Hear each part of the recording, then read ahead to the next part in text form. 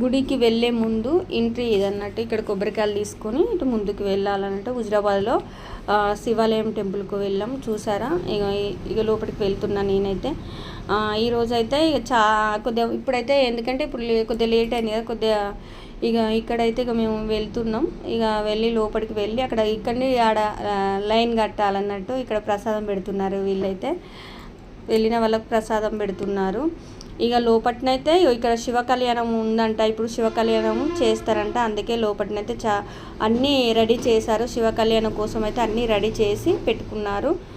మేమైతే లోపలికి మన శివాలయం గుడి టెంపుల్కి లోపలికి వెళ్తున్నాము. వెళ్ళి దర్శనం చేసుకున్న తర్వాత బయట వేసుకున్నాం. ఇంతకుముందు వీడియో పెట్టాను కదా మీరు.